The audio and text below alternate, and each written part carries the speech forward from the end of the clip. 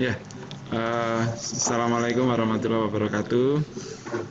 Oke, selamat pagi, salam sejahtera bagi kita semua, Bapak Ibu yang kami hormati. Pagi hari ini kita akan bersama-sama memulai apel pagi. Sekarang sudah tepat pukul 8. Oleh karena itu, kita akan bersama-sama memulai apel pagi kita. Kami mohon Bapak Ibu bisa mengaktifkan fitur kameranya. Kita akan record bersama-sama supaya apel ini bisa kita pertanggungjawabkan. Selanjutnya kami serahkan kepada teman-teman dari fungsi FPMP untuk memoderatori sekaligus bertugas di apel pagi hari ini. Kami persilakan kepada Bapak Ibu yang telah ditugaskan dari fungsi FPMP, monggo. Baik, terima kasih Pak Asaria. Mohon izin untuk dimulai, Pak Rizky. Monggo Mas, langsung aja Mas. Bismillahirrahmanirrahim. Assalamualaikum warahmatullahi wabarakatuh. Selamat pagi dan salam sejahtera bagi kita semua. Yang terhormat Kepala LPMP Provinsi Jawa Timur, yang kami hormati Kepala Subbagian Tata Usaha LPMP Provinsi Jawa Timur, yang kami hormati Koordinator Fungsi LPMP Provinsi Jawa Timur, yang kami hormati pejabat fungsional Widya Prada dan PTP LPMP Provinsi Jawa Timur, serta Bapak Ibu seluruh karyawan karyawati LPMP Provinsi Jawa Timur yang berbahagia.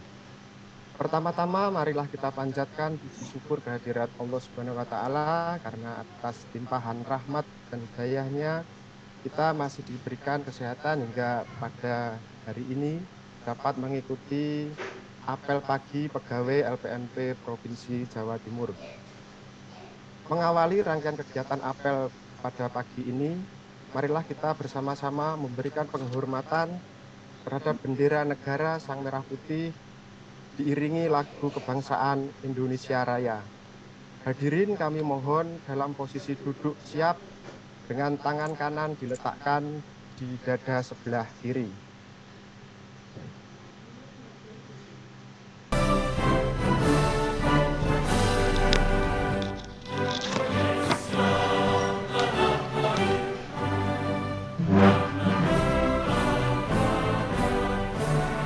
Recording in progress.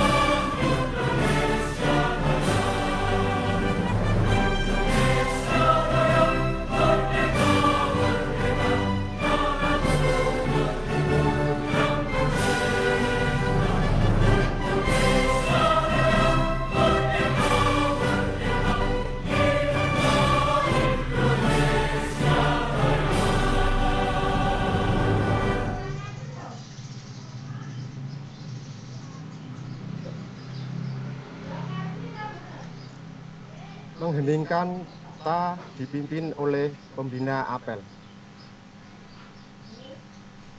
Untuk menghormati jasa para pahlawan yang telah gugur mendahului kita, marilah kita menghentikan cipta. Menghentikan cipta, mulai.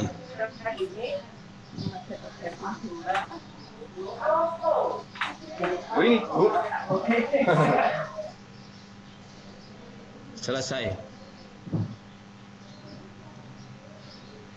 Pembacaan naskah Pancasila oleh Bapak Evan Cahya Kurniawan, SE, MPD.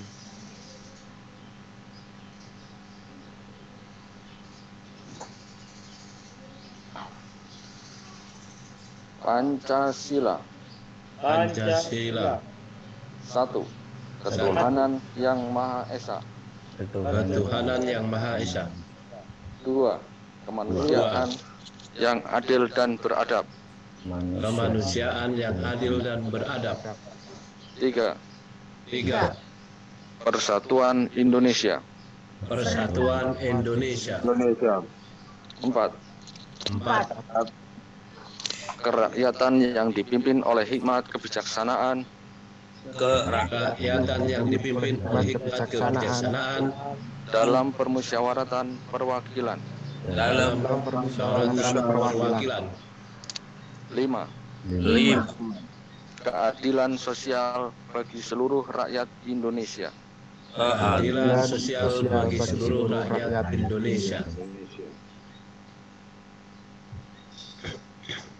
Pembacaan pembukaan Undang-Undang Dasar Negara Republik Indonesia tahun 1945 oleh Bapak Oki Susandono, Eskom, Mkom.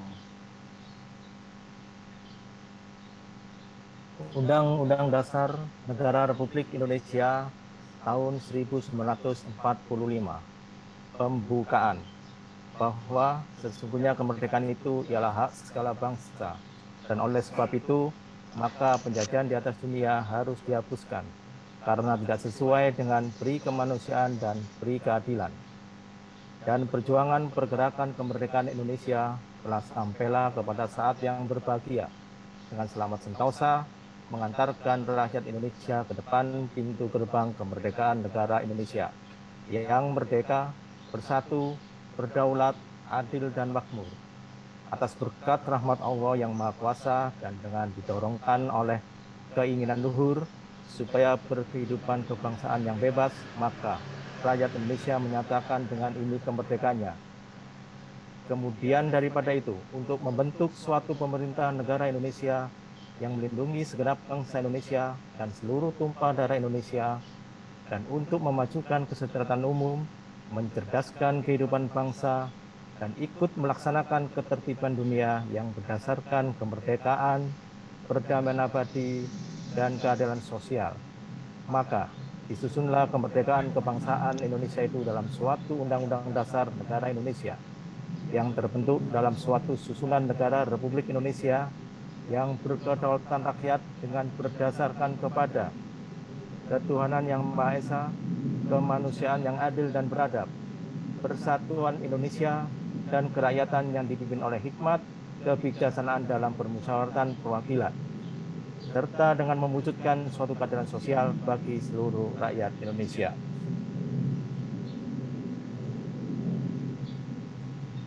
Pembacaan Panca Prastya Korps Pegawai Republik Indonesia oleh Ibu Rahayu Dwi Handayani, SE.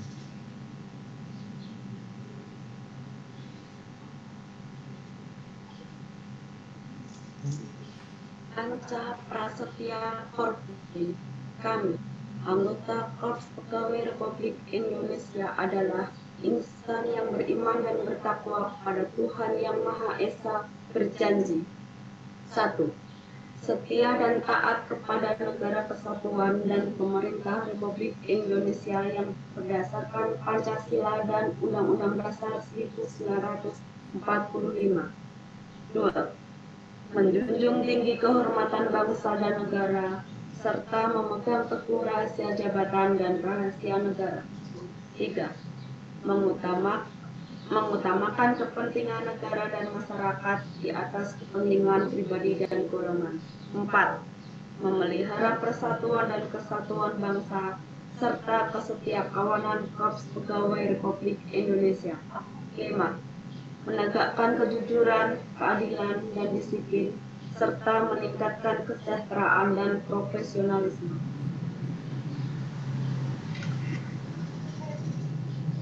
Pengarahan oleh Pembina Apel. Terima kasih Bismillahirrahmanirrahim. Assalamualaikum warahmatullahi wabarakatuh. Waalaikumsalam warahmatullahi wabarakatuh. Selamat pagi, salam sejahtera untuk kita semuanya. Yang saya hormati Pak Kasubag DO, Pak Rustam Hari. Yang saya hormati Bapak-Bapak Koordinator Fungsi, pejabat fungsional Widya Prada dan PTP, serta seluruh pegawai, karyawan, karyawati LPMP Jawa Timur yang berbahagia. Syukur alhamdulillah, puji syukur, marilah kita panjatkan kehadirat Allah Subhanahu wa taala, Tuhan yang Maha Esa, Tuhan yang Maha Kuasa, berkat limpahan rahmat dan hidayahnya, kita semua pagi hari ini masih diberi kesehatan sehingga bisa bersama-sama mengikuti apel pagi sekaligus nanti akan mendapatkan sharing knowledge terkait dengan tugas utama kita di masa yang akan datang, yaitu program sekolah penggerak. Bapak Ibu yang saya hormati, pada kesempatan ini saya akan menyampaikan beberapa hal. Yang pertama, terus jaga protokol kesehatan sehingga Bapak Ibu semuanya masih diberi keselamatan, terhindar dari corona, dan lakukan makan yang bergizi, istirahat yang cukup, sehingga Bapak Ibu sekalian, tugas-tugas kita ke depan masih banyak sekali terkait dengan P3K, asesmen nasional, terkait juga dengan pemetaan mutu, juga yang tidak kalah sedikitnya adalah kerjasama dengan kabupaten kota terkait dengan pelaksanaan diklat calon kepala sekolah maupun diklat calon pengawas, yang rangkaian kegiatannya sangat banyak, meliputi dari in atau on the job training 1 kali, in service training 1 kali, kemudian OJT yang kedua 2 kali, ditambah in kedua. Di beberapa kabupaten kota sangat banyak, ada Sumeneb, Banyuwangi, kemudian Malang, Lumajang, dan lain sebagainya Bapak Ibu sekalian. Oleh karena itu Bapak Ibu sekalian, jaga kesehatan dan stamina sehingga Bapak Ibu sekalian masih diberi kesehatan dan kekuatan dan bisa melaksanakan tugas dengan sebaik-baiknya. Bapak Ibu yang saya hormati, beberapa saat yang lalu kita sudah mengikuti proses pengajuan responden WBBM, di mana stakeholder kita yang selalu kita layani akan disurvei atau sudah bahkan disurvei oleh Kemenpan RB, sehingga mudah-mudahan kita termasuk unit kerja yang lolos untuk dilakukan evaluasi WBBM oleh Kemenpan RB. Namun demikian Bapak Ibu sekalian, dari berbagai respon yang diberikan oleh responden kita, rata-rata yang ada di grup ini memberikan respon yang positif dan sangat mendukung LPMP Jawa Timur untuk meraih WBBM. Namun demikian Bapak Ibu sekalian, ada beberapa catatan yang sangat fatal Bapak Ibu sekalian, yang langsung disampaikan kepada saya melalui berbagai kegiatan kerjasama terutama. Memang ada yang positif. Yang positif yang pertama adalah pesan kepada saya bahwa nanti untuk kegiatan yang akan datang narasumbernya tidak usah diganti. Nah, sebaliknya ada satu hal lagi yang menyampaikan kepada saya bahwa kalau narasumbernya tidak diganti, kalau orang itu, maka proses kerjasama ini akan dihentikan dan tidak akan dilanjutkan lagi. Nah, oleh karena itu kepada Bapak Ibu sekalian semuanya, saya tidak menunjuk satu-satu kepada siapapun, terutama terkait dengan perilaku yang sangat sensitif, sangat menyinggung, bahkan menyinggung di rumah masing-masing. Ini jangan sampai terjadi lagi Bapak Ibu sekalian. Dan ini berakibat tidak hanya kepada WBBM kita, tetapi terhadap individu yang melaksanakan, juga berdampak kepada Kementerian Pendidikan dan Kebudayaan. Saya yakin kalau ini diangkat sampai menjadi isu nasional, maka yang kena adalah Kementerian Pendidikan dan Kebudayaan, karena ini sudah melaksanakan sesuatu yang sifatnya sangat sensitif, yaitu terkait dengan pelecehan seksual. Oleh karena itu Bapak Ibu sekalian, hindarilah hal-hal yang seperti ini, sehingga citra kita, LPMP maupun individu dari kita semua tidak terkena bully maupun nanti menjadi bahan celaan kemudian cercaan oleh LSM maupun lembaga-lembaga lain. Saya ingatkan sekali lagi Bapak Ibu sekalian, dan saya terpaksa untuk yang melaksanakan yang bersangkutan tidak akan menugaskan di tempat yang lain, dan tidak juga akan menugaskan di tempat lainnya juga apabila tidak ada surat pernyataan yang menyatakan bahwa tidak akan mengulangi perbuatan yang sudah dilakukan. Kemudian Bapak Ibu sekalian, ada juga beberapa teman yang ketika melaksanakan pendidikan di kelas juga menyampaikan kepada saya pesertanya bahwa berpakaian tidak sopan, misalkan melakukan pembelajaran dengan hanya memakai kaos oblong atau kaos apa itu namanya, katanya dari Dinas Pendidikan menyampaikan kepada saya karena itu akan membawa ketidakwibawaan dari lembaga kita. Ini dianggap sebagai kegiatan yang bukan kegiatan negara. Oleh karena itu Bapak Ibu sekalian, hindarilah hal-hal yang membuat citra kita, terutama Kementerian Pendidikan dan Kebudayaan, LPMP lebih khususnya, maka diharapkan tindak tanduk dan tingkah laku Bapak Ibu sekalian tolong dihindari dari perbuatan yang mengarah kepada pelecehan seksual, kemudian kesopanan dalam melakukan pembelajaran maupun berpakaian dan lain sebagainya. Termasuk ketika bertemu stakeholder kita di dinas maupun panitia maupun tuan rumah selaku tempat yang ditempati oleh diklat maupun seleksi itu, Bapak Ibu sekalian harus memberikan perilaku sopan termasuk kepanitiaan kita. Ini sangat fatal Bapak Ibu sekalian. Fatalnya tidak hanya berakibat kepada WBBM, tetapi pasti ini berdampak kepada citra buruk dari Kementerian Pendidikan dan Kebudayaan.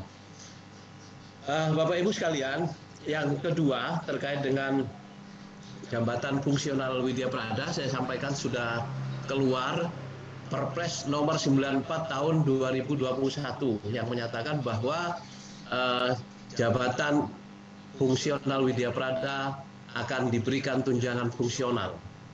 Oleh karena itu Bapak Ibu sekalian, mulai dari sejak Bapak Ibu sekalian ditunjuk sebagai Widya Prada, ditetapkan pada bulan Juli 2021 kalau tidak salah, silahkan dikumpulkan hal-hal yang terkait dengan angka kredit, sehingga pada 1 tahun yang akan datang angka kreditnya sudah bisa diperhitungkan. Dan ke depan tugas dari Widya Prada itu adalah tugas terkait dengan advokasi, pendampingan maupun monitoring dan evaluasi.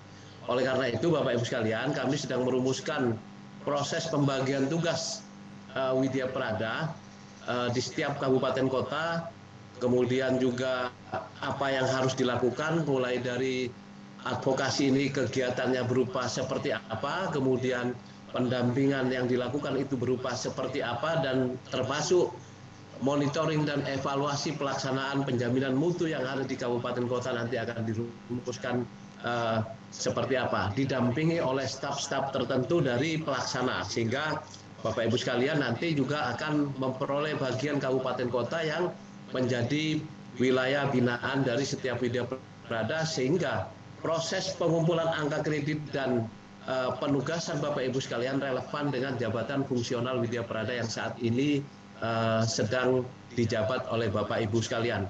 Termasuk nanti juga pelibatan fungsional PTP yang juga nanti bisa membantu dari, misalkan di sekolah penggerak adalah di bidang perencanaan berbasis data maupun digitalisasi sekolah. Sehingga setiap dari fungsional kita sudah mempunyai kejelasan tugas pokok dan fungsinya ketika nanti pada tahun 2022 sudah tidak ada pekerjaan lain lagi kecuali adalah program sekolah penggerak yang meliputi unsur advokasi, pendampingan maupun monitoring dan evaluasi. Bapak Ibu yang saya hormati, ini yang bisa saya sampaikan. Titik poinnya adalah kepada titik poin yang kedua terkait dengan laporan dari berbagai dinas pendidikan terkait dengan perilaku, terutama pengajar diklat maupun asesor seleksi yang banyak dilaporkan kepada saya langsung oleh dinas pendidikan yang menyatakan bahwa ada perilaku yang tidak sopan dari beberapa atau oknum pengajar yang membuat citra kita akan nanti menjadi sangat sangat tidak elok lah kalau nanti misalkan diangkat ke media massa. Untungnya masih bisa diredam Bapak Ibu sekalian, sehingga proses pembulian ataupun pelecehan seksual ini tidak diangkat sampai ke media maupun ke media sosial. Demikian Bapak Ibu yang bisa saya sampaikan. Selanjutnya mohon kepada Bapak Ibu sekalian yang sudah melakukan wawancara terhadap program sekolah penggerak, mohon dipaparkan program keberhasilannya seperti apa, hambatan yang dihadapi seperti apa, termasuk keunggulan yang telah dicapai oleh setiap sekolah penggerak, sehingga pada hari Rabu nanti akan menjadi bahan laporan kepada Pak Dirjen selaku penanggung jawab utama program sekolah penggerak. Terima kasih. Billahi taufik wal hidayah. Wassalamualaikum warahmatullahi wabarakatuh. Waalaikumsalam warahmatullahi wabarakatuh. Terima kasih kami sampaikan kepada Bapak Dr. Rizky yang telah memberikan pengarahan kepada kita pada apel pagi hari ini. Baik Bapak Ibu yang kami hormati, selanjutnya akan disampaikan sharing informasi terkait hasil monitoring dan evaluasi program sekolah penggerak angkatan pertama Provinsi Jawa Timur yang akan disampaikan oleh Bapak Ibu Widya Prada dan PTP LPM Provinsi Jawa Timur. Untuk kesempatan pertama kami berikan kepada Pak Dr. Toto Basuki. Waktu kami persilahkan. Monggo Pak Toto. Terima kasih. Terima kasih. Suara saya bisa ditangkap? Ya, terdengar Pak Toto. Baik. Bismillahirrahmanirrahim. Assalamualaikum warahmatullahi wabarakatuh. Waalaikumsalam warahmatullahi wabarakatuh. Yang saya hormati Kepala LPMB Jawa Timur, Bapak Dr. Rizky MBD. Yang saya hormati Kepala Subbagian Tata Usaha LPMB Jawa Timur, Bapak Rustam Hari. Yang saya hormati Bapak-bapak koordinator fungsi di lingkungan LPMB Jawa Timur. Yang saya hormati Bapak Ibu PTP, yang saya hormati Bapak Ibu karyawan-karyawati LPMB Jawa Timur. Puji syukur marilah kita panjatkan kehadirat Allah karena pada pagi hari ini kita bisa bertatap muka bertemu di acara apel pagi, kegiatan apel pagi di hari Senin tanggal 25 Oktober 2021.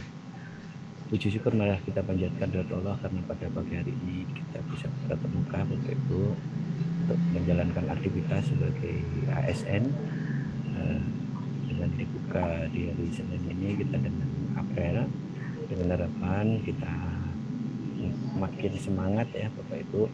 Kita sudah memulai aktivitas 75% normal Bapak Ibu, artinya kita sudah bisa masuk kantor WFO 75% Bapak Ibu.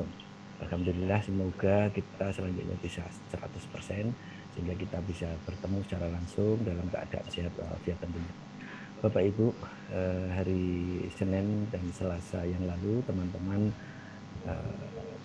yang ditugaskan ke daerah yang menjadi sasaran program sekolah penggerak angkatan yang pertama telah melaksanakan tugas untuk melakukan monitoring dan evaluasi bagaimana pelaksanaan program sekolah penggerak di satuan pendidikan. Saya kebetulan hari Senin yang lalu mendapatkan tugas di Kabupaten Lumajang. Tepatnya saya melakukan monitoring pelaksanaan PSP ini di SMP Islam Lumajang. Nah, pada kesempatan itu saya melakukan wawancara dengan kepala sekolah dan guru yang sudah mengikuti diklat untuk komite pembelajaran. Dari wawancara yang kami lakukan yang terkait dengan yang saya lakukan yang terkait dengan pelaksanaan penyusunan dokumen kurikulum operasional, kemudian juga proyek penguatan profil pelajar Pancasila, kemudian juga bagaimana pembelajaran dan juga asesmen, juga proses pendampingan yang dilaksanakan oleh pengawas sekolah kepada guru-guru maupun kepala sekolah di satuan pendidikan. Dari apa yang saya tanyakan, beberapa pertanyaan yang saya ajukan kepada kepala sekolah maupun guru itu menyatakan bahwa dokumen kurikulum operasional sekolah sudah disusun, sudah dilaksanakan, dan pada saat penyusunan sekolah yang kami datangi itu melakukan IHT sebagai tindak lanjut dari diklat yang sudah diikuti selama 10 hari, baik oleh kepala sekolah maupun oleh guru anggota komite pembelajaran. Nah, Bapak Ibu sekalian, secara umum sekolah sudah menyusun visi, misi, tujuan, dan juga program proyek penguatan pelajar Pancasila termasuk asesmen yang dalam penyusunan dokumen kurikulum operasional ini diikuti stakeholder internal maupun eksternal, orang tua, kemudian juga komite,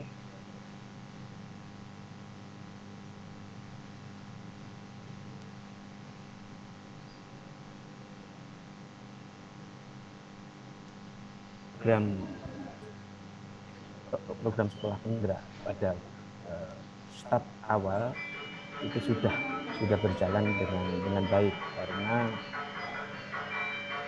sekolah sudah memiliki dokumen KPSP atau kurikulum operasional, kemudian juga terkait dengan penguatan profil pelajar Pancasila melalui proyek yang direncanakan sampai saat ini memang belum dilaksanakan, tetapi sudah ada perencanaan di bulan November ini akan dilaksanakan, sehingga nanti secara kolegial dan kolektif mereka akan melakukan proyek profil pelajar Pancasila ini bersama-sama, artinya seluruh mata ikut mengambil bagian dalam penguatan pelajar Pancasila.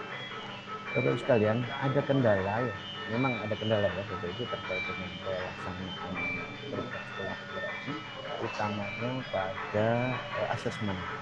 Mereka atau guru dan kepala sekolah menyampaikan bahwa terkait asesmen itu masih ada kendala ketika menerjemahkan dari hasil penilaian formatif dan sumatif itu rapotnya seperti apa, karena sampai sejauh ini rapot yang akan dipakai atau didesain untuk sebagai laporan hasil penilaian masih belum ditahu oleh para guru maupun kepala sekolah. Ini nanti mungkin kita bisa menyampaikan pada Direktorat Jenderal di Paud Government bagaimana terkait dengan laporan hasil penilaian formatif maupun sumatif sebagai pertanggungjawaban satuan pendidikan kepada orang tua. Selain itu, Bapak Ibu sekalian, pada kesempatan dari Senin yang lalu, kami juga mendapatkan informasi yang patut juga kita apresiasi bersama, bahwa guru-guru sudah menggunakan aplikasi atau platform guru pengajar ya. Jadi ada platform yang memudahkan guru-guru di sekolah penggerak untuk sharing, kemudian juga mengunduh bahan-bahan atau modul ajar, juga asesmen. Nah, ini sangat membantu. Menurut guru dan kepala sekolah, aplikasi yang disiapkan oleh kementerian itu cukup membantu dalam melaksanakan tugas guru-guru itu. Jadi mereka terbantu dengan adanya platform itu, termasuk juga bagi sumber daya sekolah, adanya platform SIP-lah yang sudah disiapkan oleh kementerian itu cukup membantu bagi sekolah, terutama dalam mempertanggungjawabkan akuntabilitas terhadap pelaksanaan atau penggunaan BOS. Terkait dengan pendampingan yang dilaksanakan oleh pengawas kepada sekolah, guru-guru merasakan sangat intens ya, pengawas memberikan bantuan, pembimbingan maupun pendampingan dalam pelaksanaan pembelajaran maupun juga penilaian, sehingga dengan keberadaan pengawas sekolah itu sangat membantu dalam menyelesaikan permasalahan atau mungkin bisa mendapatkan masukan-masukan baru dari pengawas. Demikian yang bisa saya sampaikan dalam sharing ini terkait dengan apel pagi di hari ini. Kurang lebihnya mohon maaf, dan yang mohon izin Pak Rizky, Pak Rustam, dan juga teman-teman, saya harus live karena ini saya lagi menghandle juga kegiatan UJT pendampingan kedua di UJT kedua ini. Kurang lebihnya mohon maaf. Assalamualaikum warahmatullahi wabarakatuh. Waalaikumsalam warahmatullahi wabarakatuh. Baik, terima kasih kami sampaikan pada Pak Dr. Toto Basuki terkait sharing informasi hasil PSP tingkatan pertama. Untuk kesempatan selanjutnya akan disampaikan oleh Ibu Dr. Anda Mislinatul Sakdiah MPD. Bu Diah. Baik, Mas Enggar, terima kasih. Assalamualaikum warahmatullahi wabarakatuh.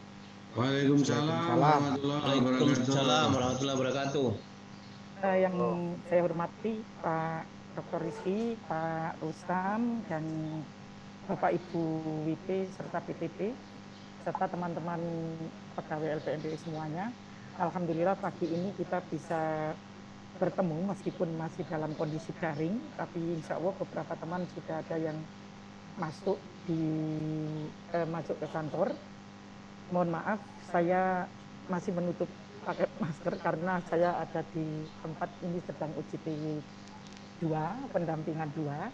Jadi alhamdulillah 10 menit ini mohon maaf saya sampaikan sekilas hasil dari Monef yang kemarin beberapa dari kami ditugaskan untuk memonitoring dan mengevaluasi kegiatan PSP di beberapa kabupaten kota.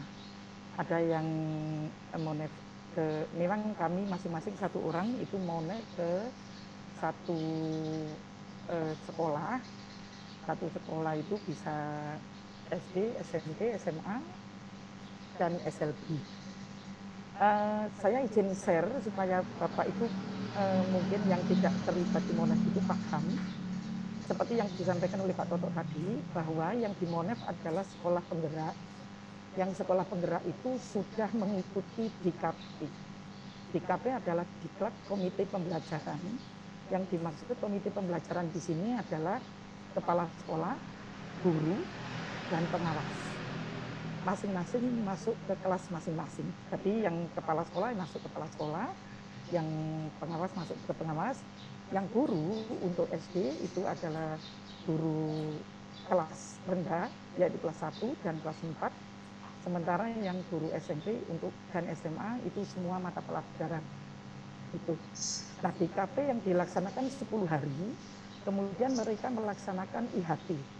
Ketika IHT itu di sekolah masing-masing mereka didampingi. Siapa pendampingnya adalah instruktur yang ditugaskan oleh MPTK. Kebetulan beberapa instruktur itu mendampingi pelaksanaan IHT. Mengapa instruktur? Karena saat itu pelatih ahli itu belum tercipta, masih dalam proses penggodokan.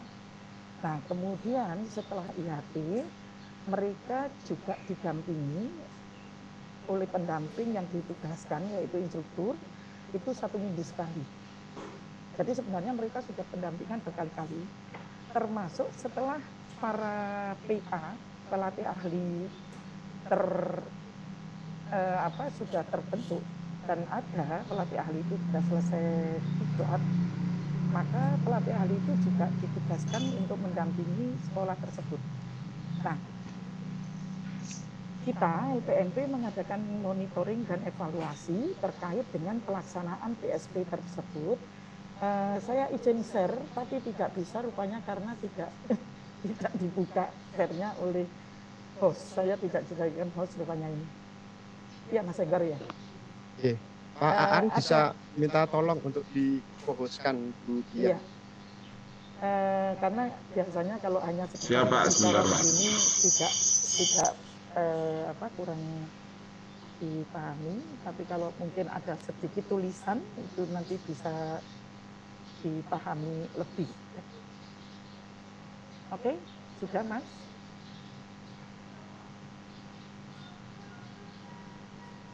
Oke. Proses Budia.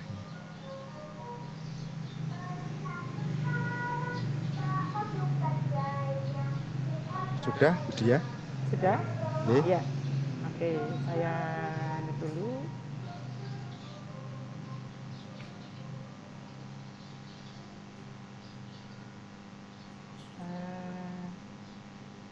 Ini kelihatan apa enggak ya?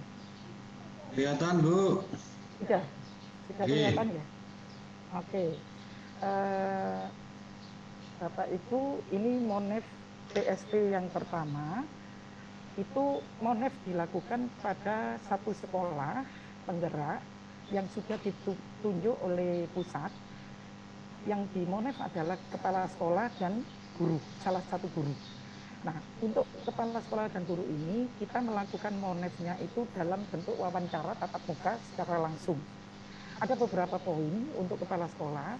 Yang pertama, pertanyaan terkait dengan POS. Nanti Bapak Ibu yang lain supaya paham apa yang dimaksud POS itu kurikulum operasional sekolah. Nah, di sini pertanyaannya adalah terkait dengan proses penyusunan POS dan kendalanya. Nah, saya dapatkan ketika Monef wawancara tadi, untuk penyusunan POS itu sudah mereka lakukan. Kendalanya sebenarnya terkait hanya waktu karena pelaksanaan pembelajaran masih PTM. Jadi kendalanya hanya dari segi waktu. Karena pembelajaran masih PTM, jadi POS yang sudah disusun dengan prosedur dan tahapan POS, hasilnya itu belum bisa sesuai dengan penyusunan POS tersebut karena masih terkendala dengan PTM. Kemudian implementasi proyek penguatan pelajar Pancasila. Jadi pertanyaan yang kedua terkait dengan implementasi proyek penguatan pelajar Pancasila. Ini mereka masih proses, artinya sudah mempunyai program, tapi belum terlaksana. Kendalanya masih terkait dengan waktu, dan mereka insya Allah proyek pertama itu akan dilaksanakan di akhir Oktober, jadi minggu ini. Itu tentang proyek penguatan pelajar Pancasila. Karena sebenarnya ketika mereka mengikuti DKP, proyek penguatan pelajar Pancasila itu sudah disampaikan oleh instruktur, tapi saat itu tema-tema yang diberikan oleh pemerintah itu belum turun. Jadi tema-temanya itu kan turun setelah mereka selesai, karena kebetulan yang misalnya wilayah Gresik itu DKP-nya itu gelombang pertama. Nah, ada 7 tema untuk penguatan pelajar Pancasila itu. Dari 7 tema itu mereka memilih untuk SMP itu 3 tema dalam 1 tahun. Jadi terkait dengan prosesnya itu mereka sudah menyusun, memilih tema-tema dan membuat programnya. Cuma kendalanya waktu. Mereka untuk tema pertama, topik yang dipilih mereka itu masih akan dilaksanakan akhir Oktober.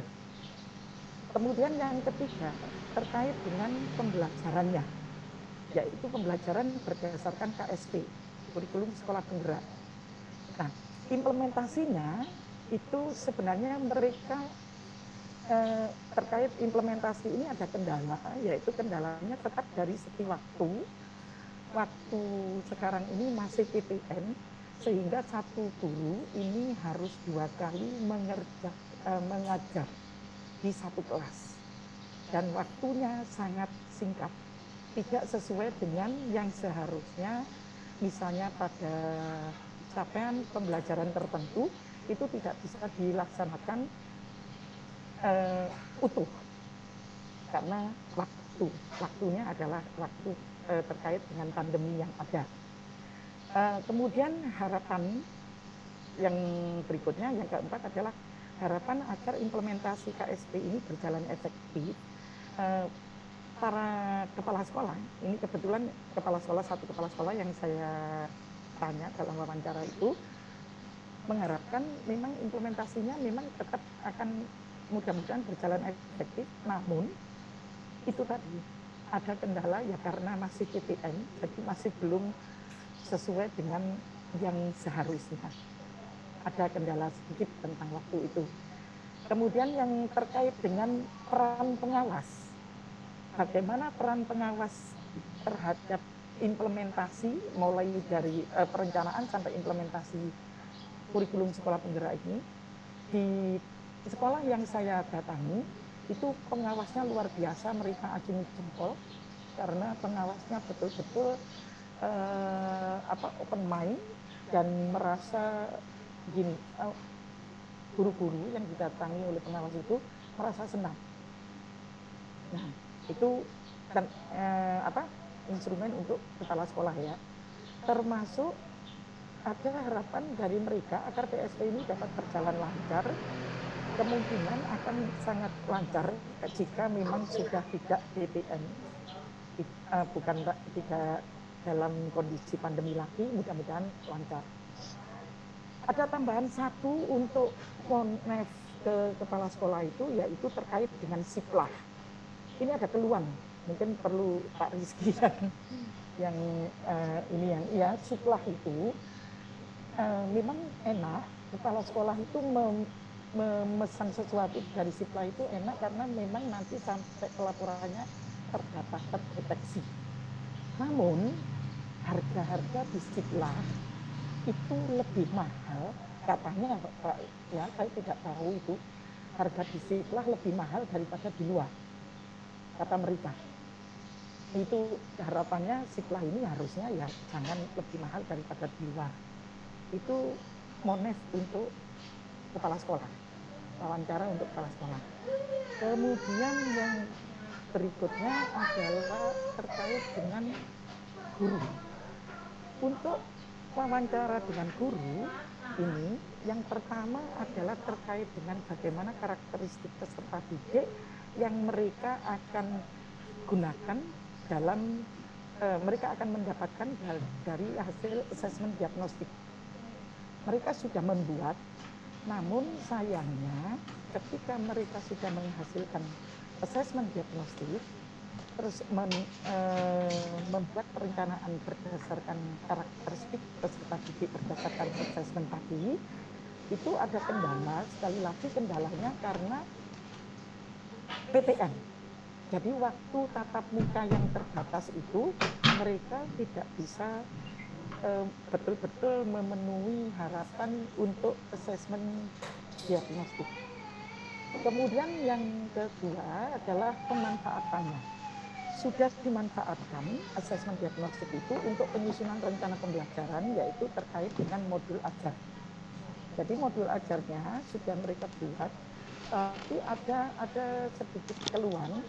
Modul ajar yang mereka buat ini kalau dikaitkan dengan buku yang dari pemerintah yang dikirim, yang sudah dikirimkan ke sekolah, itu bukunya agak jauh. Gitu. Ada beberapa keluhan dari guru-guru itu, ini bukunya kok jadi jauh begini, kalau saya ngikutin buku modul ajar yang sudah disusun berdasarkan asesmen diagnostik itu enggak nyambung. Akhirnya saya menyarankan kepada mereka buku adalah referensi, jadi bisa memanfaatkannya hanya sebagai referensi, bisa mendapatkan referensi dari lain, dari internet, atau mungkin membuat sendiri. Yang penting pembelajaran itu, penyusunan rencana pembelajaran dikaitkan dengan hasil asesmen diagnostik. Sehingga ini berdampak pada yang ketiga. Ada guru guru terkendala untuk mengorganisasikan pembelajaran berdasarkan kurikulum sekolah penggerak. Terkendalanya memang hanya dari segi waktu karena masih PTN. Kemudian tentang implementasi proyek penguatan pelajar Pancasila tetap sama karena masih PTN dan mereka akan tema 1 baru akan dimulai dilaksanakan pada akhir Oktober. Yang berikutnya kendala dalam mengimplementasikannya, itu tadi kendalanya adalah PTN. Hambatannya kalau implementasi pembelajaran berdasarkan KSP adalah juga PTN waktu, sehingga sebenarnya sudah disiapkan berbagai perangkat pembelajaran yang sudah mereka siapkan, tapi masih terkendala karena waktu. Kemudian ada beberapa hal yang dibutuhkan dalam implementasi KSP, yaitu mereka memerlukan ada semacam pertemuan yang pertemuan itu ada bagaimana mereka menyampaikan beberapa hal terkait dengan permasalahan yang dihadapi. Nah, kemudian kalau di kepala sekolah tadi tentang siklah, di guru itu tentang platform Merdeka Belajar. Nah, mereka sangat merasakan platform Merdeka Belajar ini manfaatnya bagus. Tapi memang ada beberapa dari guru yang masih belum familiar. Kemudian platform yang awal-awal itu masih belum sebagus yang sekarang ini. Isinya belum sebanyak yang sekarang ini. Terkait dengan peran pengawas, kebetulan yang saya datangi itu pengawasnya memang sangat bagus, open mind, kemudian mengajak guru-guru betul-betul betul-betul bagaimana menerapkan KSP ini dengan baik. Nah, ada harapan tentang pendampingan. Pendampingan yang diharapkan oleh mereka adalah adanya pendampingan yang kontinu, dan ini antara pendamping satu dan lain, misalnya pengawas dengan PA, dan mungkin ada pendamping dari petugas lain, dulu instruktur, itu ada satu kata. Contohnya terkait dengan KOS. KOS itu pengawas dalam mendampingi rupanya masih berkiblat pada kurikulum 13 ATSP. Meskipun sebenarnya tidak masalah itu. Akhirnya pendamping yang satunya masih hanya, kebetulan PA-nya hanya masih belum memberikan masukan. Sehingga KOS ini harapannya nanti mereka sesuai dengan yang diharapkan ketika BKP, cuma permasalahan bagaimana bentuk KOS atau isinya KOS itu memang masih variatif. Tapi saya dalam hal ini kemarin menyatakan yang penting sesuai dengan yang mereka dapatkan, komponen-komponen dalam KOS itu ada, sehingga mungkin ini nanti bisa dibidik oleh LPMP, hal-hal yang kurang-kurang itu yang akan kita berikan semacam pendampingan di luar pendampingan yang lain, mungkin begitu terkait dengan harapan-harapan ini. Terima kasih. Demikian apa yang sudah saya dapatkan dari kegiatan wawancara kepada kepala sekolah dan guru ketika melaksanakan MONEF program sekolah penggerak tahap 1. Terima kasih. Mohon maaf bila ada sesuatu yang kurang berkenan. Saya akhiri. Assalamualaikum warahmatullahi wabarakatuh. Waalaikumsalam warahmatullahi wabarakatuh. Terima kasih kami sampaikan pada Ibu Dr. Anda. Menutup ya. Oh, nggih, Bu Diah, nggih. Terima kasih. Terima kasih, Bu Diah.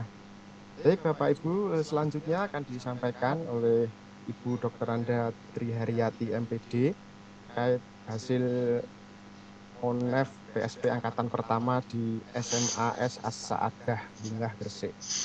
Ada Bu Tri, monggo Bu Tri. Oke, matur nuwun. Mas mohon izin mau share screen.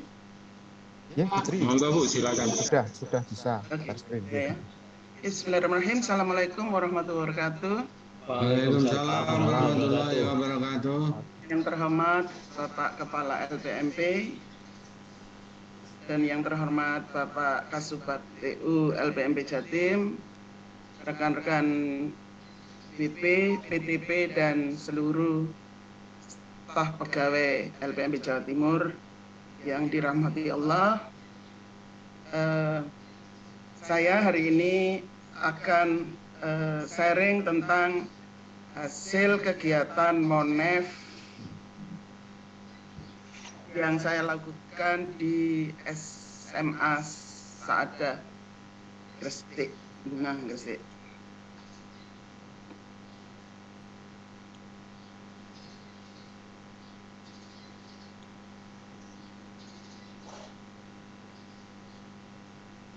Oke, sudah tampil? Oke, teman-teman, permisi.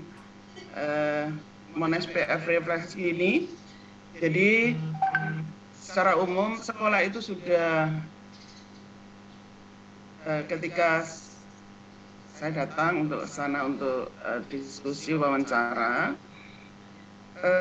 SMA Asada itu sudah menyusun kurikulum operasional satuan pendidikan, dan pihak-pihak yang terlibat dalam penyusunan KOS ini itu komite sekolah dan komite pembelajaran.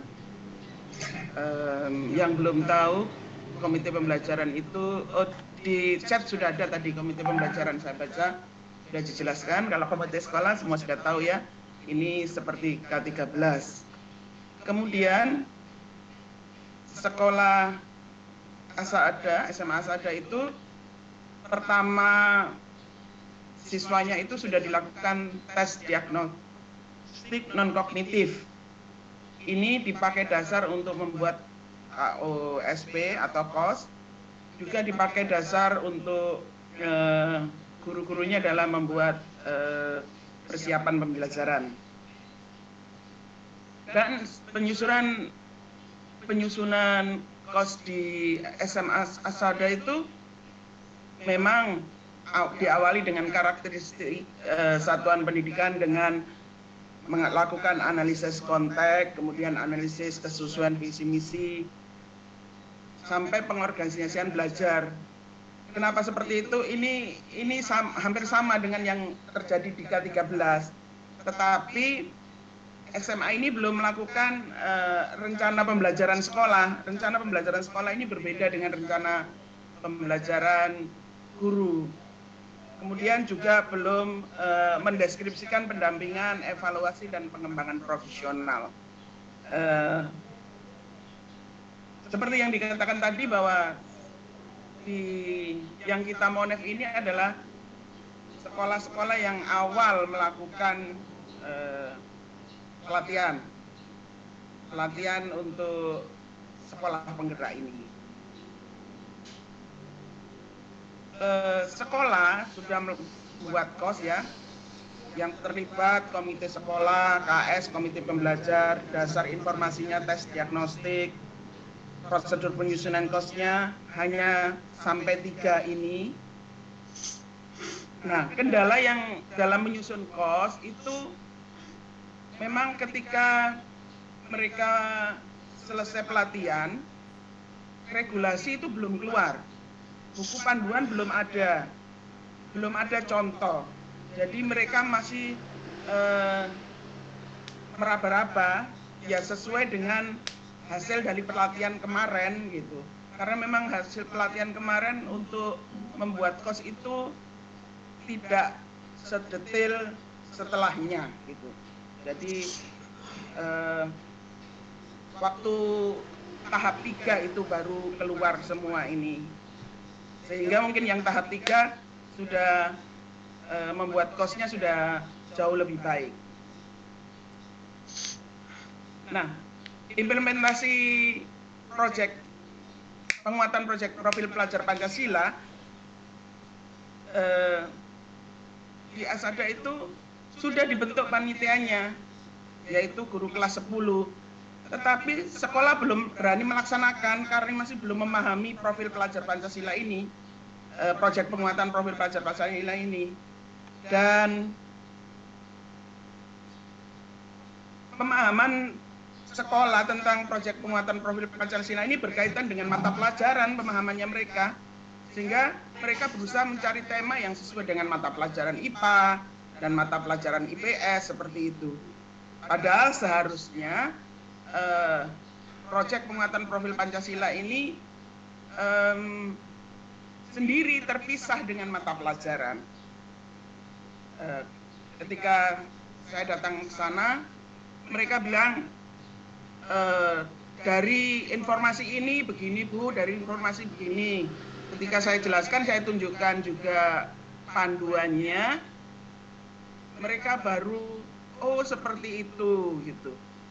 Sebenarnya saya diminta untuk langsung besok datang untuk melatih ya tentang proyek ini gitu.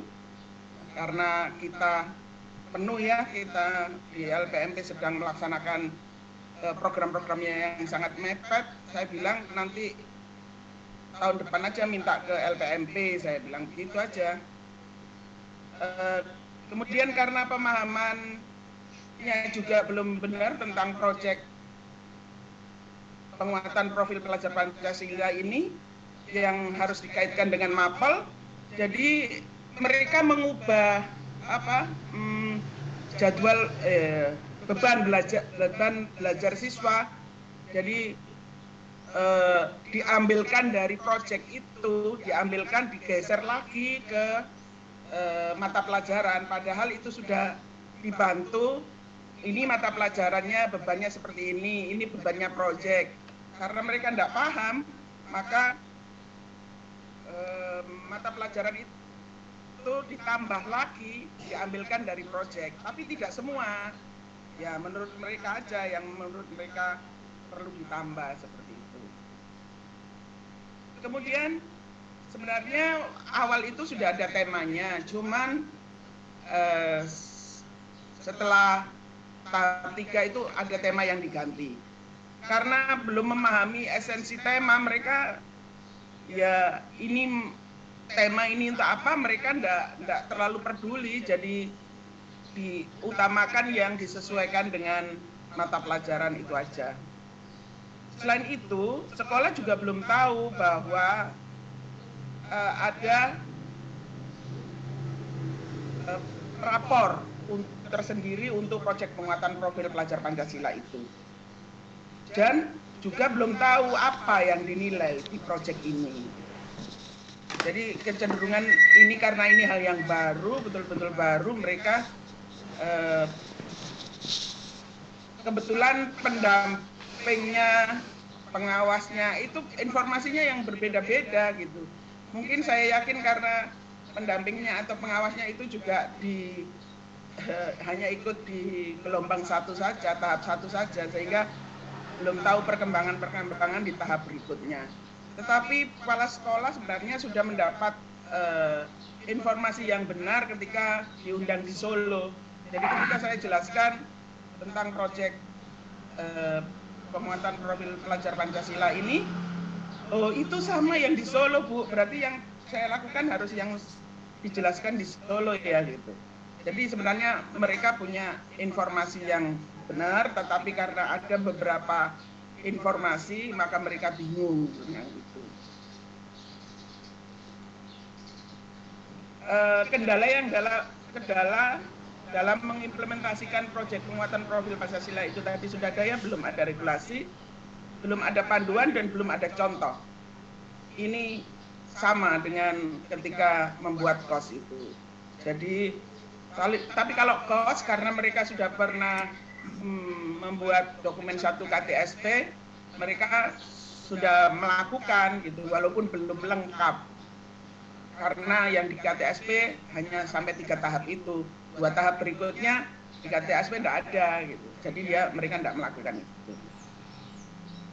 Kemudian hambatan yang dihadapi dalam mengimplementasikan pembelajaran berdasarkan kurikulum itu ada 3 hal, yaitu mereka belum paham tentang implementasi pembelajaran berdiferensiasi. Pembelajaran berdiferensiasi yang mereka pahami begitu rumitnya. Kemudian kemarin ketika menjelaskan pada saya apa yang mereka pahami tentang pembelajaran berdiferensiasi. Sekali lagi karena belum membaca panduan-panduannya. Juga pengorganisasian proyek. Selain itu buku siswa belum ada. Bagaimana dengan pengawasnya? Pengawasnya sangat mendukung. Pengawasnya kebetulan juga pelatih ahli. Tetapi beliaunya kemarin ketemu saya juga di Gresik ketika ada tamu dari Jakarta itu yang tentang kucing klinik di Gresik. Pengawasnya itu juga tidak tahu ada informasi terbaru tentang link-link yang tentang panduan, semua regulasi gitu. Jadi baru tahu kemarin ketika ketemu saya, kemudian karena itu pengawasnya juga belum banyak membantu, walaupun dukungan cukup, mereka selalu diskusi, juga memberikan informasi gitu. Pemberian informasi, tetapi kalau beliaunya sendiri belum mendapat informasi yang banyak, ya tentu sekolah belum dapat informasi yang banyak.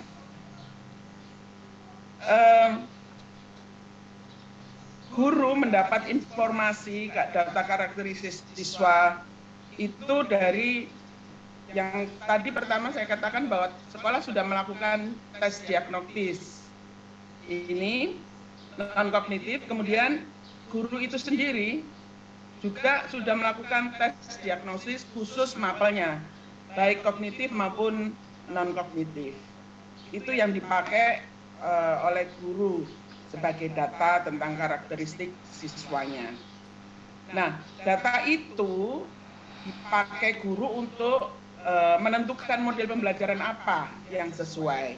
Kemudian menentukan bentuk asesmen seperti apa.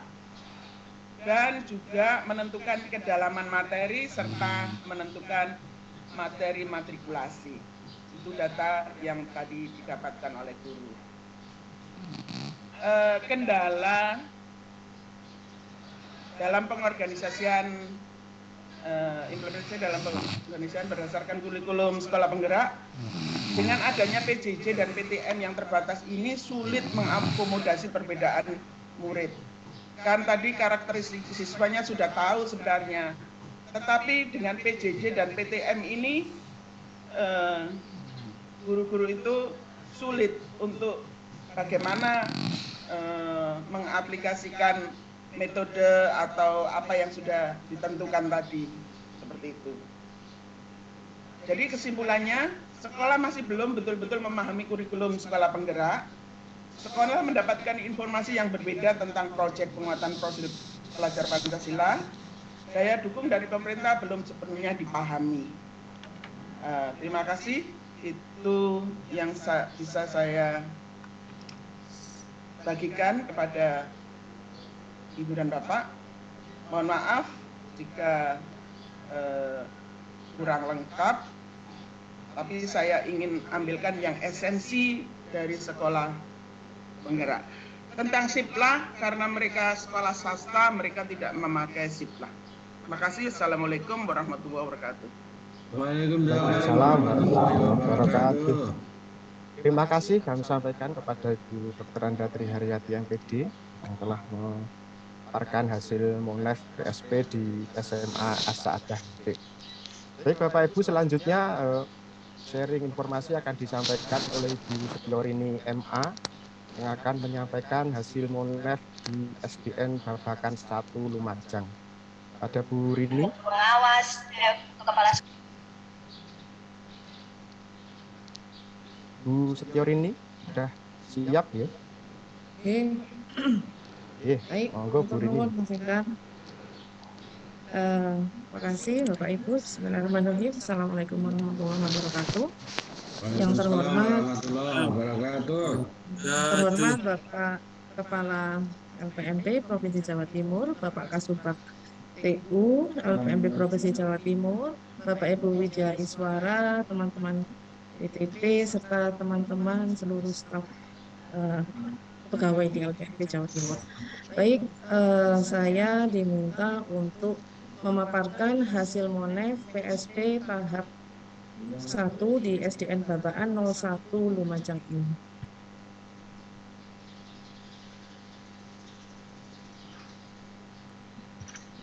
Mohon izin share screen juga saya. Sudah Mbak Rini. Oh, sampun nggih. Mohon maaf sebentar.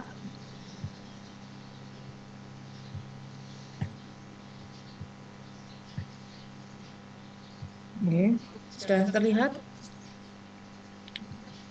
Sudah terlihat ya? Sudah, Oke, Bu Rini. baik. Oke, matur nuwun. Ada 4 hal yang ingin saya sampaikan sebagai hasil dalam slideshow yang terbaca. Oh, slide. Ya. Tapi kalau gurunya itu kayak PPT disertasi.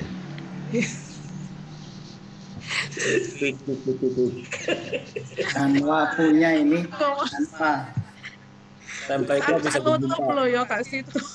Lanjut. Makasih Pelajari jangan terbuka loh ya. Baik, ada 4 hal yaitu yang sudah dilakukan oleh kepala sekolah, kemudian juga yang kedua adalah kendala dan hambatan, terus selanjutnya adalah yang ketiga adalah solusi apa yang sudah diambil baik itu oleh kepala sekolah maupun guru terhadap kendalanya, terus setelah itu harapan peserta untuk kegiatan atau program PSP ini agar bisa berjalan lebih efektif. Yang pertama yang sudah dilakukan kepala sekolah adalah seperti tadi yang juga sudah dipaparkan oleh Bapak Ibu yang lain tadi ya.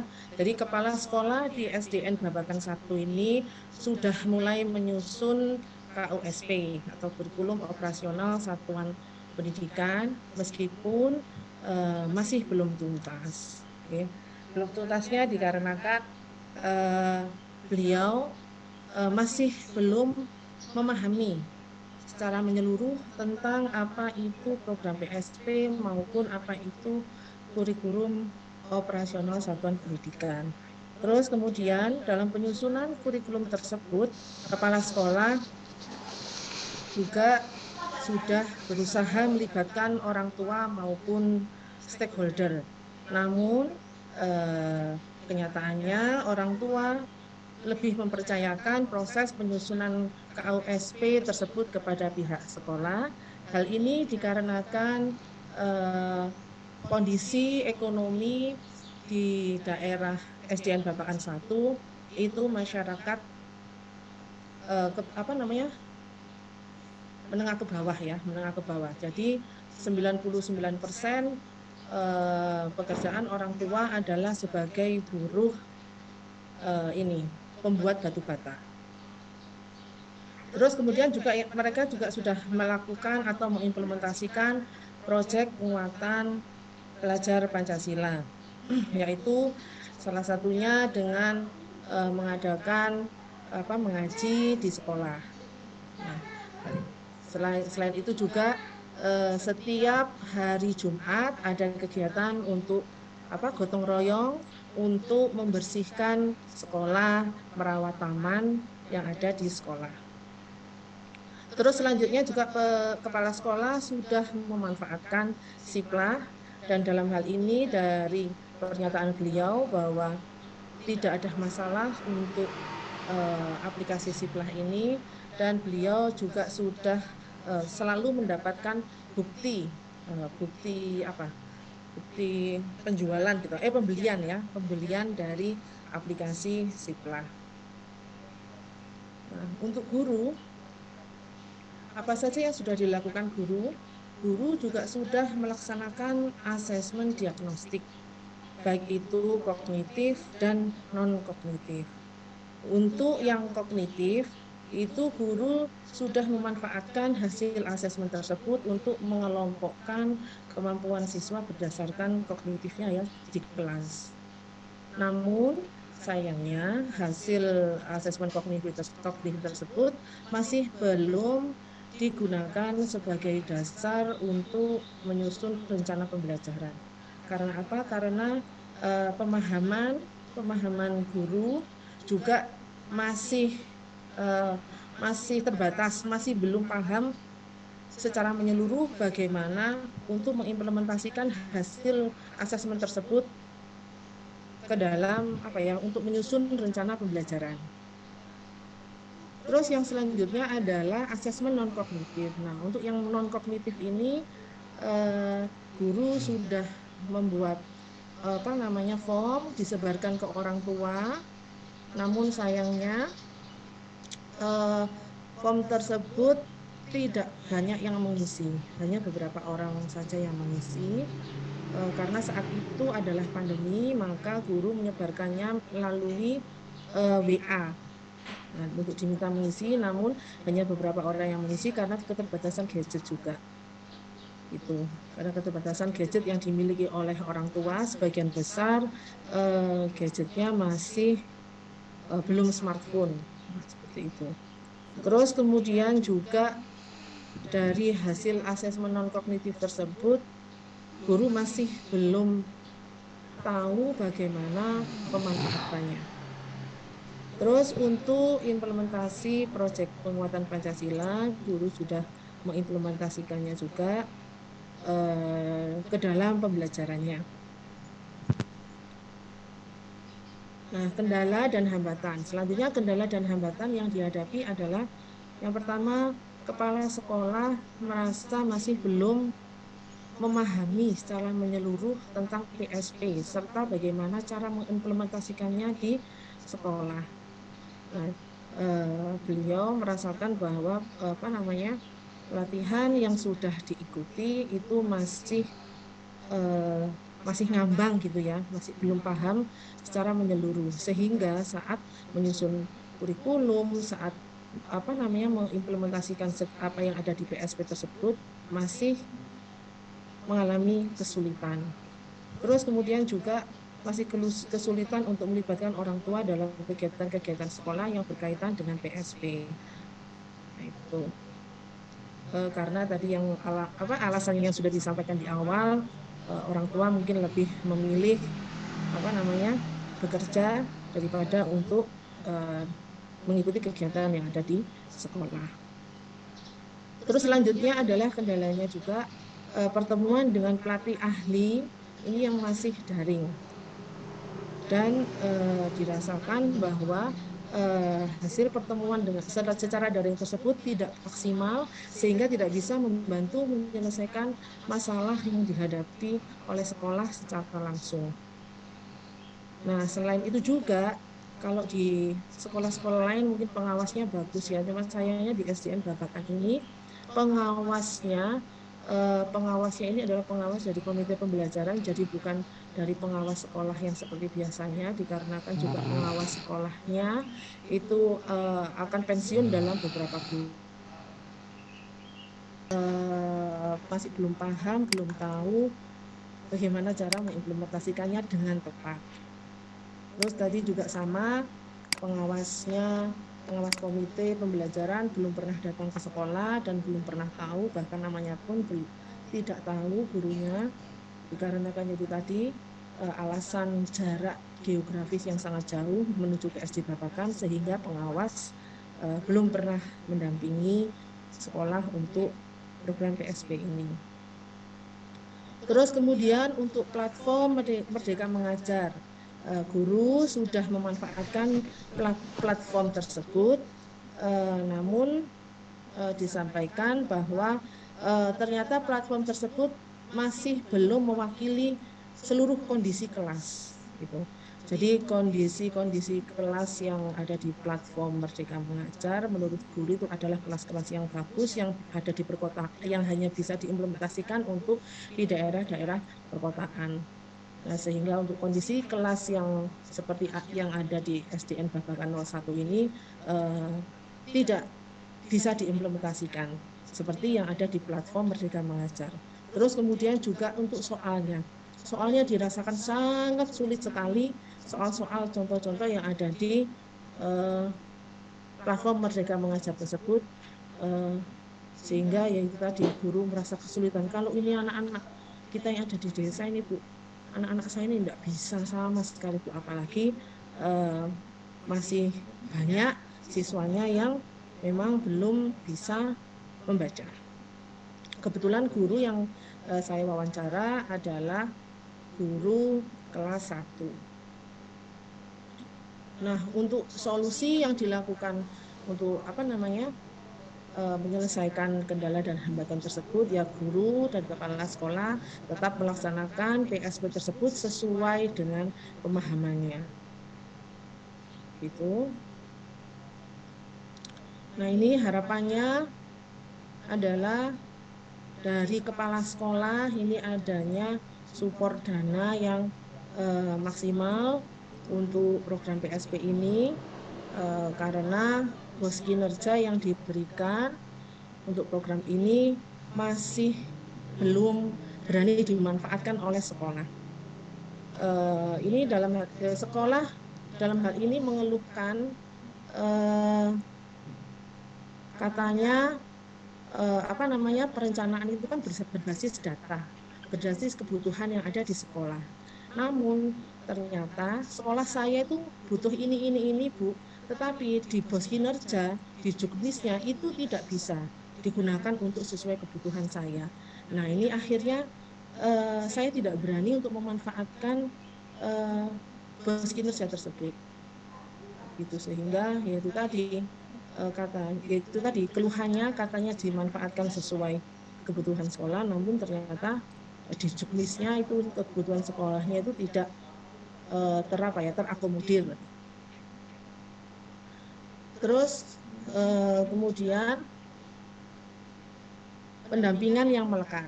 Kepala sekolah juga mengharapkan adanya pendampingan yang melekat yang bisa betul-betul mendampingi secara langsung dan memberikan solusi kepada sekolah, kepada guru terhadap hambatan maupun kendala-kendala yang dialami.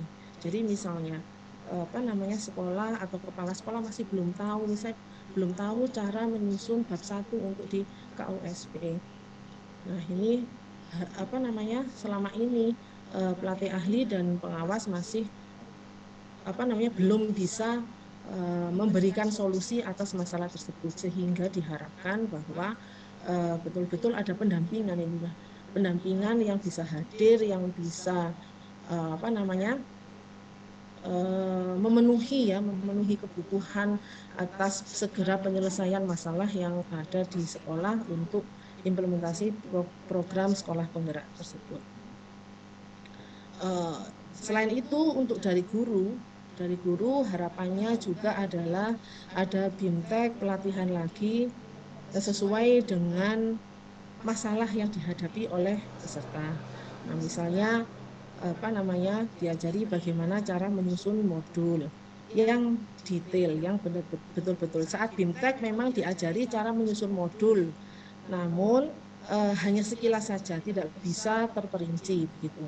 Jadi mungkin harapannya ini ada pendampingan juga untuk setiap langkah atau proses implementasi di sekolah penggerak. Ini harapannya mereka.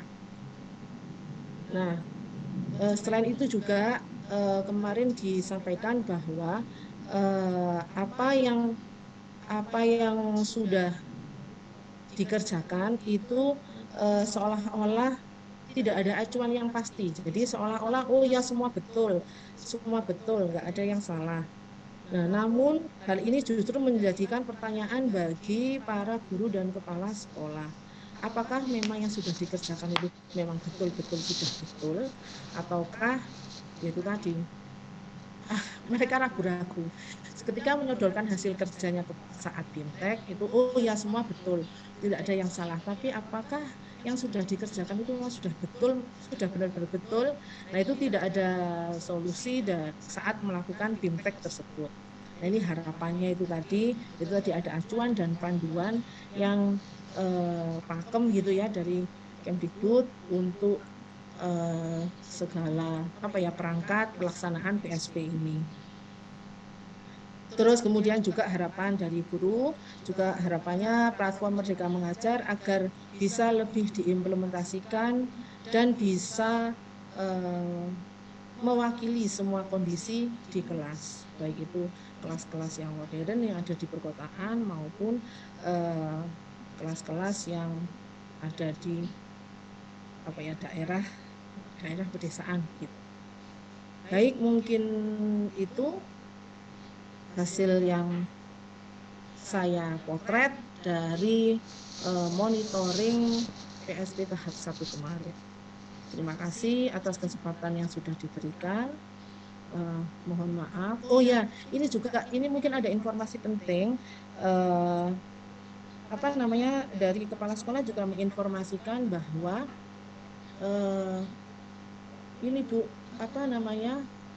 kami ikut kegiatan ini, sekolah penggerak ini, katanya ada wacana bahwa akan diberi dana sebesar 150 juta dan ada pendampingan.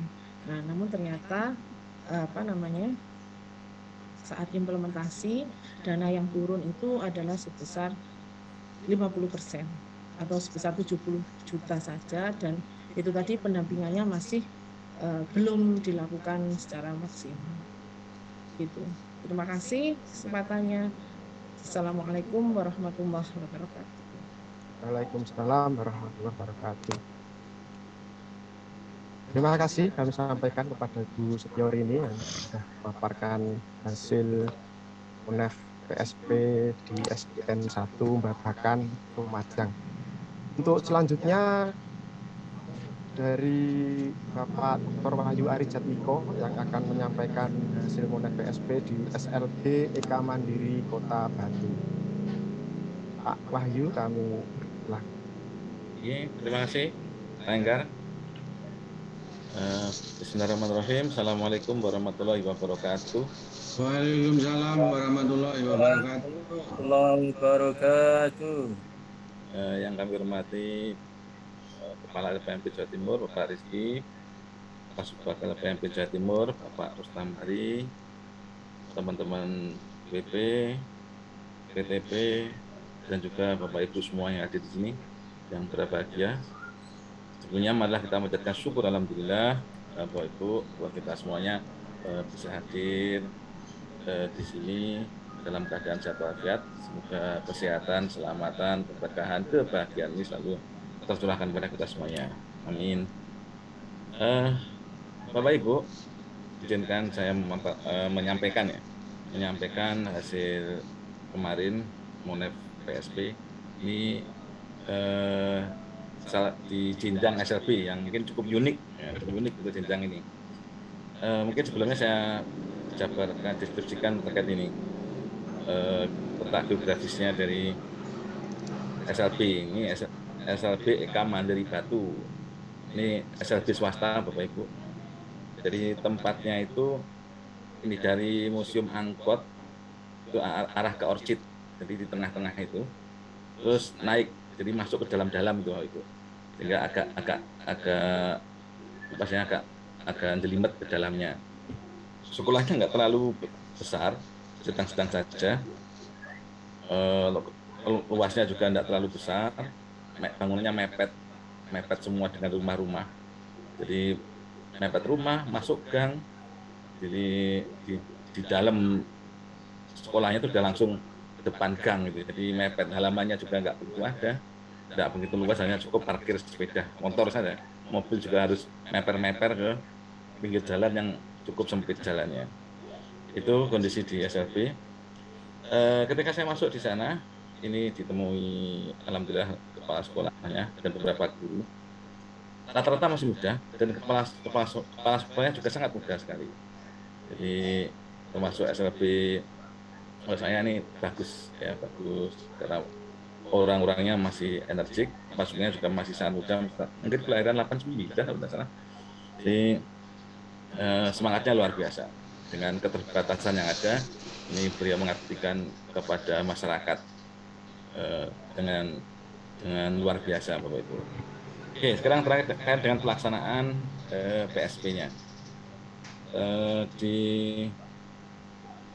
Yang pertama, kepala sekolahnya ini setelah dari, jadi ketika ditunjuk Bapak Ibu, ini semua unsur yang ada di sana, ini ada beberapa perwakilan, ini ada pelatihan BIMTEK Komite Pembelajaran. Jadi setelah mengikuti diklat Komite Pembelajaran dari kepala sekolah dan guru-gurunya, ternyata hampir semua guru sudah ikut, sehingga tidak ada IHT di situ. Karena yang guru-guru yang langsung itu adalah sudah ikut semua di komite pembelajaran, sehingga yang dilakukan langsung workshop. Ini workshop untuk salah satu adalah untuk menyusun KOS bersama dengan tentunya bersama dengan kepala sekolah dan beberapa komite yang ikut di situ. Jadi Bapak Ibu, dan walaupun di situ ketika proses penyusunannya ini Bapak Ibu yang untuk gurunya itu dilibatkan ada 6 guru. Ya, ada 6 guru itu sudah ikut semua komite pembelajaran di workshop itu dan pengawasnya. Komite sekolah juga ada unsur IN yang sudah ikut, yaitu sekitar di pertengahan Agustus setelah itu untuk prosesnya. Dan alhamdulillah di hasil penyusunan itu KOS 99% ini sudah jadi. Jadi kalau KOS-nya hasilnya sudah jadi, walaupun di situ banyak hal tantangan, hambatan. 99% yang 1% itu adalah tinggal pengesahan dari pejabat dinas yang belum sudah jadi, tinggal pengesahan saja. Maka saya sampaikan 99%. Kendalanya ketika berproses untuk menyusun KOS itu Bapak Ibu, karena ketika proses pembelajaran di komite pembelajaran itu tidak bersamaan, dari pengawas sendiri, kepala sekolah sendiri, guru-gurunya juga beberapa yang tidak sama dalam satu kelas itu ya, sehingga ternyata banyak perbedaan pemahaman karena sumber IN-nya juga mungkin berbeda-beda, sehingga cara penyampaian juga persepsinya masing-masing berbeda-beda. Ini salah satu kendala ketika menyusun KOS. Tapi karena semangatnya luar biasa, sehingga tim tersebut ini berupaya untuk menyamakan terlebih dahulu. Jadi dari semua unsur tadi menyamakan persepsi terkait dengan proses untuk penyusunan KOS, kurikulum operasional sekolah atau satuan pendidikan. Jadi akhirnya kurikulumnya, blueprint KOS itu kan blueprint dari sekolah itu akhirnya bisa jadi tersusun. Selain itu Bapak Ibu, ketika kendalanya selain tadi bentuk karena perbedaan tadi sehingga perlu penyamaan, itu juga selama ini yang mereka dapatkan ini untuk contoh-contoh KOS yang ada ini tidak ada yang terkait dengan SLB. Nah ini yang jadi contoh-contoh yang ada semuanya masih umum, sehingga mereka tim akhirnya dari contoh-contoh yang ada itu diadopsi dan diadaptasi disesuaikan dengan SLB, sehingga akhirnya telah tersusunnya KOS yang SLB dan info yang kami sampaikan, yang kami dapatkan dari kepala sekolah, hasil itu menginspirasi hampir semua SLB yang ikut sekolah penggerak. Jadi banyak yang dijadikan acuan KOS-nya ini. Itu dari informasi dari kepala sekolah. Sehingga kalau contoh real dari KOS yang SLB belum ada, sehingga mereka membuat sendiri dan hasil akhirnya dijadikan contoh oleh SLB lain. Dan kemarin saya mencoba kalau bisa kami juga boleh untuk diberikan soft copy-nya.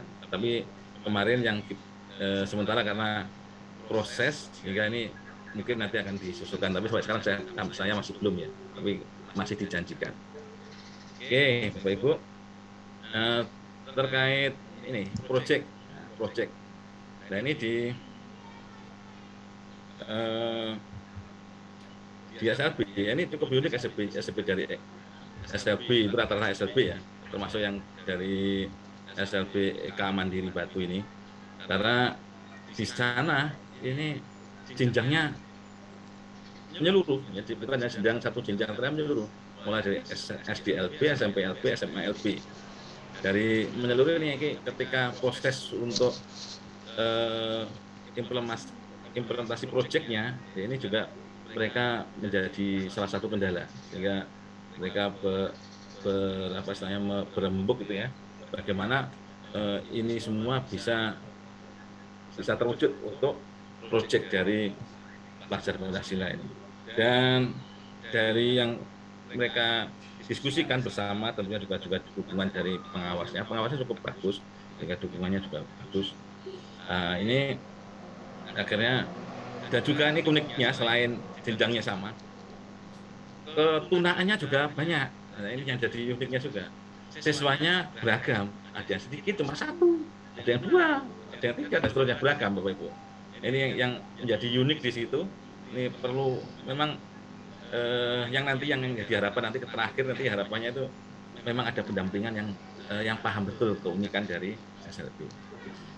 Ini Bapak Ibu akhirnya sudah disepakati bersama, sudah ditunjuk, dan memang karena semangat. Jadi di SLB karena masih muda, pasukan juga muda, semangat semuanya, pengawasnya juga mendukung, dan proyeknya AKA juga sudah berhasil membuat semacam modul ajar. Modul ajar dari proyek juga sudah dibuatkan.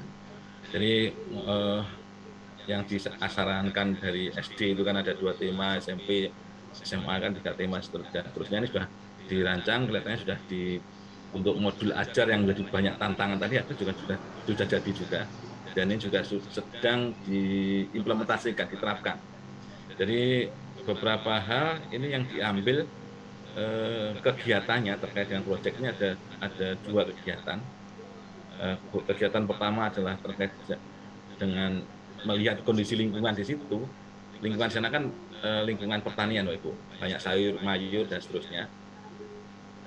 Maka yang diambil adalah urban farming. Jadi mereka namanya urban farming kegiatannya. Apa itu urban farming? Nah, farming itu berarti kan bercocok tanam, karena lingkungannya hampir rata-rata orang tuanya juga petani. Urban karena urban itu kan kota ya. Yang dimaksud di sini urban itu adalah keterbatasan lahan. Karena di sekolah lahannya tidak ada. Dengan bagaimana cara tetap bisa terkait dan berkebun atau bercocok tanam ini bisa terjadi, maka dinamakan urban farming. Jadi dengan cara menggunakan hidroponik dan aquaponik. Jadi menggunakan itu media hidroponik dan aquaponik. Dan yang kedua itu terkait dengan tadi yang kegiatan pertama dari urban farming, yang kedua adalah mitigasi bencana. Jadi ada 2 kegiatan mitigasi bencana juga ada 2. Itu terkait dengan bencana gempa bumi, bencana kebakaran. Mengapa dipilih bencana gempa bumi dan bencana kebakaran? Ini karena hal itu bisa terjadi kapanpun, dimanapun, sehingga anak-anak ABK ini, anak-anak SLB ini perlu dibekali itu. Makanya dibuat kegiatan itu. Itu Bapak Ibu terkait dengan proyeknya. Jadi kendala-kendala yang dialami, nah ini Bapak Ibu terkait dengan proyek tadi, ini karena pertama tadi sudah saya sampaikan bahwa di SLB ini jenjangnya beragam, sehingga semua jenjang ada, ketunaannya juga banyak, jumlah siswanya beragam, ada yang sedikit, ada yang sedang, 1, 2, 3, dan sebagainya. Akhirnya bagaimana membuat kegiatan proyek ini yang bisa untuk semuanya melekat, sehingga nanti pendampingnya juga bisa menyeluruh, dan nanti supaya yang cuma sedikit, cuma 1 atau 2 bisa terjadi kerjasama, gotong royong dan sebagainya. Akhirnya itu diterapkan ke seluruh jenjang. Jadi SD, SMP, SMA sama. Apa yang membedakan? Yang membedakan adalah targetnya. Tapi kegiatannya sama, yang membedakan adalah targetnya. Jadi itu yang diambil oleh dari tim di SLB tersebut. Selain itu Bapak Ibu, nah ini kendala-kendalanya. Selain hal itu juga karena PTMT ini ya, jadi sehingga waktunya hanya 2 jam saja di sekolah, sehingga waktu sangat terbatas sekali untuk proses penerapan dari proyek ini. Akhirnya strategi yang diambil adalah dengan ini blended ya, jadi ada dengan blended di kelas, di sekolah itu hanya karena 2 jam saja, nanti juga didampingi dengan online atau daring. Selain itu, bagaimana penerapan ini, Bapak Ibu, penerapan terkait dengan lahan. Nah, lahan. Jadi hambatannya juga lahannya kan sangat terbatas.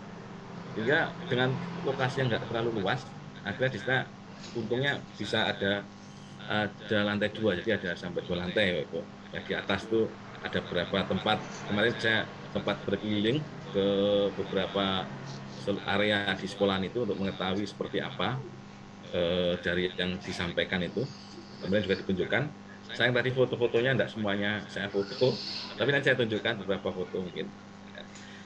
Ini Bapak Ibu, di situ tadi bagaimana proses penilaian juga. Nah ini kadang-kadang untuk anak SLB bagaimana ini bisa terjadi? Ternyata ini Bapak Ibu, dari 2 hal tadi yang khusus untuk urban farming ya.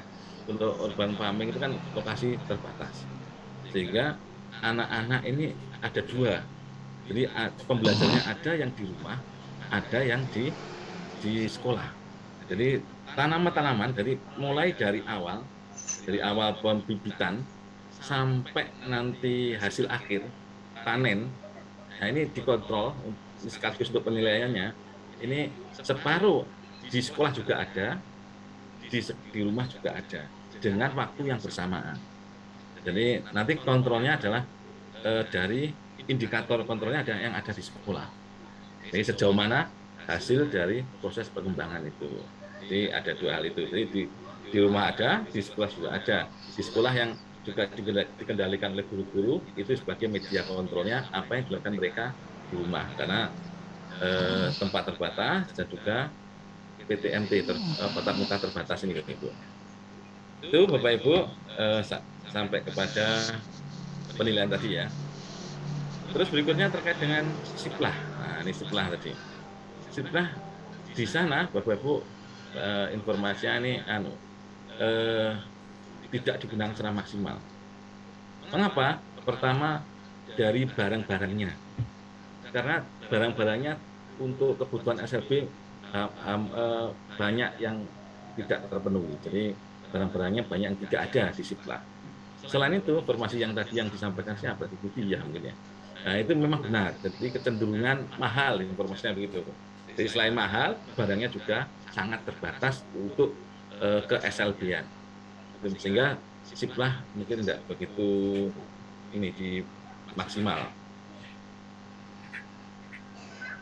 Itu Bapak Ibu yang ada terkait dengan yang tadi kepala sekolah dan juga ini Bapak Ibu terkait dengan ini harapan dari kepala sekolah tadi untuk kalau pengawas sudah oke Bapak Ibu, dan ini untuk pendampingan Bapak Ibu.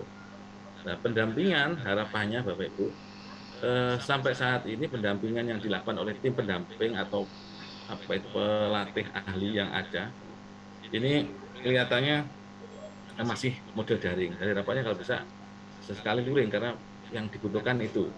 Terus ini untuk tim pendamping yang ada ini ketika diinformasikan banyak yang belum paham terkait dengan ke SLB ya. Terus ditanya ternyata backgroundnya bukan dari SLB atau mungkin umum, backgroundnya umum. Sehingga pendampingan yang dilakukan sifatnya juga umum. Jadi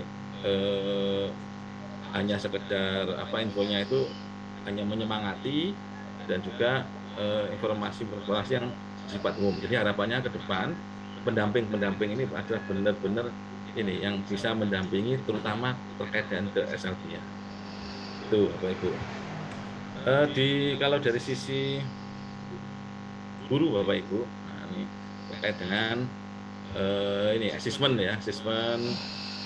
diagnostik dan juga kalau di SLB ini kelihatannya memang sudah dilakukan. Jadi kemarin yang disampaikan itu sudah benar terkait dengan diagnostik harus ada, dan di SLB ternyata sudah dilakukan karena memang di awal memang harus dilakukan diagnostik. Nah ini jadi sudah bukan barang hal yang baru sehingga mereka lebih memahami terkait dengan asesmen diagnostik karena memang tujuannya yang pertama juga untuk penempatan dari ketunaan, juga melihat ini juga bakat minatnya sehingga nanti guru-gurunya ketika mengarahkannya juga ini bisa apa yang seperti yang dibutuhkan dari siswanya, sehingga untuk diagnostik memang sudah dilakukan sebelumnya sehingga kemarin lebih mendapatkan referensi untuk penguatan terkait dengan asesmen diagnostik. Terus terkait dengan ini apa lagi ya, platform untuk Merdeka Belajar. Platform Merdeka Belajar ini masih belum optimal Bapak Ibu. Jadi belum optimal dimanfaatkan. Mengapa? Karena masih banyak hal-hal yang terkait KSLB-an juga masih banyak yang kurang atau belum tersedia. Jadi masih bersifat umum, sehingga platform ini kalau khusus untuk KSLB-nya yang masih diperlukan. Jadi harapannya ke depan terkait platform ini kalau bisa ditambah, ditingkatkan khusus untuk KSLB-an ini yang diharapkan Bapak Ibu. Jadi itu Bapak Ibu terkait dengan hal-hal apa yang hasil saya kemarin ketika di SLB medali SLB Batu Eka Mandiri ya. Saya kira cukup itu Bapak Ibu. Jadi harapannya tadi pertama ada dari si pendamping. Ini kalau harapannya ada pendamping yang benar-benar menguasai terkait dengan KSLB-an, dan sehingga juga ini terkait dengan modul ajar ya, modul ajar walaupun mereka sudah membuat, jadi mereka membuat berdasarkan ini persepsi dari teman-teman tim yang punya solid Bapak Ibu ya. Benar tidaknya seperti yang disampaikan Bu Rini tadi, ini memang dirasakan sudah, tapi karena semangatnya luar biasa sehingga mereka bisa menyelesaikan walaupun belum tahu apakah benar atau tidak. Jadi harapannya ke depan itu ada acuan yang menjadikan mereka ketika menyusun itu menjadi mantap gitu ya, supaya oh ini ternyata seperti ini yang diharapkan. Itu terima kasih dari saya. Assalamualaikum warahmatullahi wabarakatuh. Waalaikumsalam warahmatullahi wabarakatuh. Terima kasih kami sampaikan pada Pak Dr. Wahyu Ari yang telah menyampaikan tadi hasil Monef di SLB Eka Mandiri Kota Batu. Baik Bapak Ibu, demikian tadi seluruh paparan dari hasil Monef untuk PSP Angkatan Pertama Provinsi Jawa Timur. Selanjutnya akan ada tambahan informasi dari Bapak Koordinator Fungsi Informasi yang akan disampaikan oleh Pak Mariono SMM. Bapak Mariono, silahkan. Terima kasih Mas Enggar. Kedengaran ya Mas? Ini Pak, jelas sekali Pak. Jelas. Ya, mohon izin Pak Kepala, Pak Kasubag yang saya hormati. Ini Pak Kepala yang ingin saya sampaikan ini tadi terkait menyambung dari yang disampaikan Pak Kepala tentang apa itu Perpres nomor 94 tahun 2021 tentang tunjangan jabatan fungsional Widya Prada. Ini alhamdulillah untuk tunjangan fungsional jabatan Widya Prada itu sudah terbit perpresnya, dan nanti rinciannya adalah untuk WP ahli utama itu mendapatkan 2.025.000. Kemudian ini kebetulan di kita ada nggak ya Mas Anda? Nggak ada ya. Kemudian di kita yang WP ahli madya itu akan mendapatkan 1.380.000. Kemudian WP ahli muda itu akan mendapatkan 1.100.000. Jadi selisihnya dengan Widya Prada ahli madya, kalau Widya Prada ahli madya 1.380.000, yang muda 1.100.000. Kemudian yang WP ahli pertama itu mendapatkan 540. Jadi ini kita sampaikan Pak Kepala karena kemarin dari refocusing yang saya ikuti dengan Cak Ari dan Mas Dodi pada hari Jumat ini harus disampaikan. Kemudian Perpres ini berlaku pada tanggal ditetapkan yaitu pada tanggal 7 Oktober tahun 2021. Sehingga nanti dianjurkan oleh apa itu kemarin yang saya ikuti itu nanti akan dibayarkan pada bulan Desember. Jadi nanti dibayarkan bulan Desember, akan rapel di Oktober dan November. Jadi 3 bulan yang kita bayarkan. Kemudian sisa anggaran dari jabatan fungsional Widya Prada sampai dengan Juli, dengan Juli, Agustus, September itu ada sisa. Itu di refocusing, diambil oleh Kemdikbud, ada sekitar 257 juta yang diambil oleh Kemdikbud dari sisa tunjangan jabatan fungsional Widyaprada. Jadi nanti ini menjadi momen mohon dipahami oleh Bapak Ibu Widyaprada, walaupun Bapak Ibu menjadi Widyaprada per Juli, nanti tidak dibayarkan per Juli karena perpresnya itu berlaku mulai ditetapkan pada bulan Oktober. Jadi nanti akan dibayarkan Desember, rapel Oktober dan November. Kemudian yang kedua, Bapak Ibu, khususnya untuk Widyaprada, nanti dari Pusdiklat ini sebelum dicairkan tunjangan fungsional ini, tunjangan jabatan fungsional ini dari Pusdiklat ini akan ada pelatihan. Yang pertama adalah pelatihan fungsional jabatan Widyaprada. Ini secara daring sebanyak 7 angkatan selama 10 hari. Ini mohon nanti Pak Kasbag untuk jadwalnya disesuaikan karena nanti ini mulai pada tanggal 26 Oktober. Nanti akan dilaksanakan pelatihan fungsional jabatan Widyaprada. Kemudian pelatihan teknisnya Jabung Widyaprada tahun 2021 juga secara daring sebanyak 4 angkatan. Ini nanti akan dilaksanakan mulai dengan 15 November. Jadi itu yang saya sampaikan. Jadi sisa dana dari WP itu sudah diambil oleh pusat untuk apa? Untuk penanganan COVID. Jadi kemarin kita termasuk refocusing yang tahap kelima. Jadi nanti Bapak Ibu Widyaprada akan mendapatkan tunjangan jabatan fungsional itu mulai rapel pada bulan Desember. Jadi saya jelaskan nanti ini hasil dari rapat yang saya ikuti refocusing kemarin dengan Cak Ri, dengan Mas Dodi pada hari Jumat. Itu Pak Kepala tambahan informasi yang tadi disampaikan oleh Bapak Kepala. Terima kasih Mas Enggar. Wassalamualaikum warahmatullahi wabarakatuh. Waalaikumsalam warahmatullahi wabarakatuh. Terima kasih Pak Mariono atas informasi tambahan yang disampaikan. Mungkin ada tambahan lagi dari Pak Kasubag? Cukup Mas Enggar. Oke, baik. Terima kasih Pak Rustam. Baik Bapak Ibu, acara selanjutnya yaitu pembacaan doa yang akan dipimpin oleh Bapak Kuswo SPD. Yang keempat terkait standar penilaian pembelajaran. Jadi berdasarkan hal ini kita melihat memang tetap yang namanya penilaian pembelajaran ini harus mengikuti. Mana Mas Enggar? Monggo Pak Kuswo dipimpin doa. Terima kasih Mas. Bismillahirrahmanirrahim. Assalamualaikum warahmatullahi wabarakatuh. Waalaikumsalam warahmatullahi wabarakatuh. Wa ala alihi wa sahbihi ajma'in. Amma ba'd. A'udzu billahi minasyaitonir rajim. Bismillahirrahmanirrahim. Ya Allah, Tuhan yang Maha Pengasih lagi Maha Penyayang. Pagi ini kami telah siap untuk melaksanakan tugas yang dipercayakan kepada kami. Untuk itu, mudahkanlah segala urusan kami.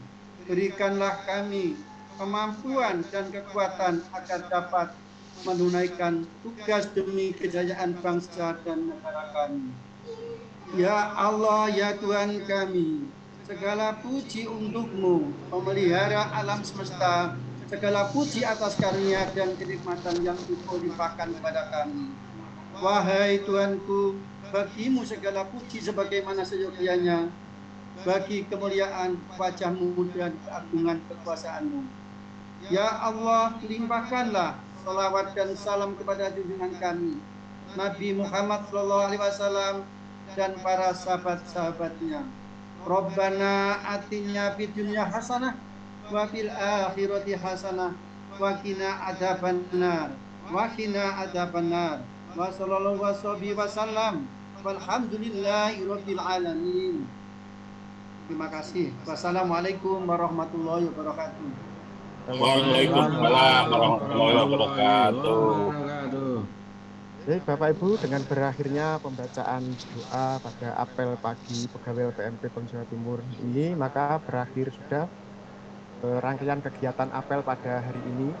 kami selaku moderator mewakili petugas yang bertugas.